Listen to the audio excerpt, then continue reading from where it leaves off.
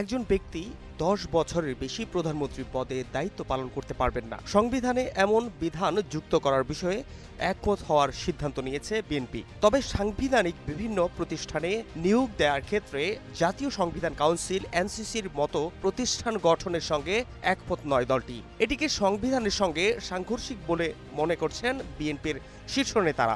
মঙ্গলবার রাতে বিএনপির স্থায়ী কমিটির এক বৈঠকে এই সিদ্ধান্ত নেওয়া হয়। গত রবিবার কমিশনের সঙ্গে রাজনৈতিক দলগুলোর বৈঠকে প্রধানমন্ত্রীর মেয়াদ নিয়ে বিস্তর আলোচনা হয়। ২ পূর্ণ মেয়াদ হবে নাকি ২ বার হবে তা নিয়ে দলগুলোর মধ্যে বিতর্ক হয়। কেউ কেউ সংসদের ২ মেয়াদের পক্ষে, কেউ কেউ ২ বারের। মেয়াদ যতদিন হোক সর্বোচ্চ ২ বার প্রধানমন্ত্রী হিসেবে শপথ নিতে পারবেন প্রস্তাবের পক্ষে বিপক্ষে মতামত দেন দলগুলো।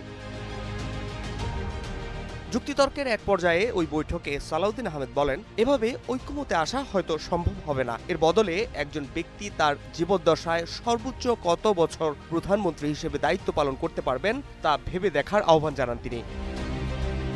জানা গেছে, মঙ্গলবার রাতে বিএনপি স্থায়ী কমিটির বৈঠকে প্রধানমন্ত্রী পদে দায়িত্ব পালনের সময় ও মেয়াদকাল নিয়ে বিস্তারিত আলোচনা হয়। আলোচনার পর দলটি সিদ্ধান্ত নিয়েছে যে একজন ব্যক্তি সর্বোচ্চ ১০ বছর অর্থাৎ ২ পূর্ণ মেয়াদ প্রধানমন্ত্রী পদে থাকতে পারবেন। এছাড়া বিএনপির সিদ্ধান্ত হচ্ছে নারীদের জন্য ১০০ আসন এবং সংসদের উচ্চকক্ষের সদস্য সংখ্যা ১০০ জনের বিষয়ে বিএনপি ইতোমধ্যে একমত পোষণ করেছে। প্রধান বিচারপতি নিয়োগের ক্ষেত্রে জ্যেষ্ঠতম ২ জনের মধ্যে যে কোনো একজনকে নিয়োগের বিষয়ে দলটি একমত হয়েছে। এখন পর্যন্ত ঐক্যমত কমিশনের আলোচনায় কিছু কিছু বিষয়ে ২-১টি দল ভিন্ন মত দেখাচ্ছে। আগামীতে জাতীয় স্বার্থে দলগুলো প্রয়োজনে কিছুটা ছাড় দেওয়ার জন্য প্রস্তুত থাকবে এবং দ্রুত একাধিক বিষয়ে ঐক্যমত হবে বলে আশা করছে ঐক্যমত commission. Fahad Shahriar, news desk, global television.